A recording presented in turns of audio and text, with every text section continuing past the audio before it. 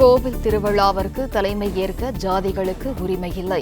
தங்கள் தலைமையில்தான் கோவில் திருவிழா நடத்தப்பட வேண்டும் என எந்த சாதியினரும் உரிமை கோர முடியாது என்று உயர்நீதிமன்றம் கருத்து தெரிவித்திருக்கிறது.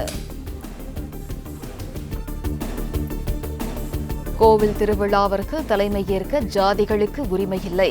தங்கள் தலைமையில்தான் கோவில் திருவிழா நடத்தப்பட வேண்டும் என்று எந்த சாதியினரும் உரிமை கோர முடியாது என்று உயர்நீதிமன்றம் தெரிவித்திருக்கிறது. அண்மை செய்தியினை பார்த்து வருகிறோம்.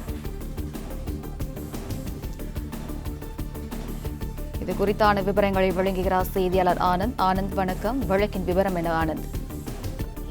வணக்கம். தங்கள் தலைமையில்தான் கோவில் திருவிழா நடத்தப்பட வேண்டும் என எந்த சாதியினரும் உரிமை கோர முடியாது என சென்னை உயர்நீதிமன்றம் திட்டவட்டமாக தெரிவித்திருக்கிறது. நாமக்கல் மாவட்டம் பரமத்தி வேலூரை அடுத்த ஜமீன் இளம்பிள்ளை என்னும் இடத்தில் உள்ள மகா மாரியம்மன் கோவில் மாசி திருவிழா நடத்த கோரி பரத் என்பவர் சென்னை உயர்நீதிமன்றத்தில் மனு தாக்கல் செய்திருந்தார்.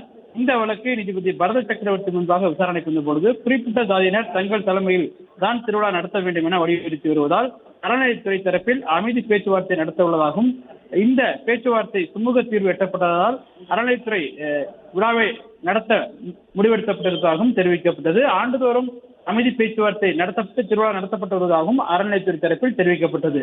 இதனையடுத்து இருதரப்பு வாதங்களில் கேட்ட நீதிபதி, ஜாதி என்பது மதமல்ல என ஏற்கனவே உயர்நீதிமன்றம் தெரிவித்துள்ளதை சுட்டிக்காட்டி, திருவிழாவில் பங்கேற்க ஒவ்வொரு பிரிவினருக்கும் உரிமை உள்ளது, அதை மற்ற பிரிவினர் தடுக்கக்கூடாது என குறிப்பிட்டார். ஒவ்வொரு ஆண்டும் அமைதி பேச்சு நடத்த வேண்டிய அவசியமில்லை என தெரிவித்த நீதிபதி, அறநிலையத்துறை அதிகாரிகள் திருவிழாவை நடத்த வேண்டும் என உத்தரவிட்டார். மேலும் கடவுள் முன் எந்த பாகுபாடும் இருக்கக்கூடாது எனவும், எந்த பிரிவினருக்கும் முன்னுரிமை வழங்காமல் திருவிழாவை நடத்த வேண்டும் எனவும், தங்கள் தலைமையில்தான் திருவிழா நடத்தப்பட வேண்டும் என எந்த சாதியினரும் உரிமை கோர முடியாது எனவும் தெரிவித்த நீதிபதி வழக்கை முடித்து வைத்து உத்தரவிட்டுள்ளார்.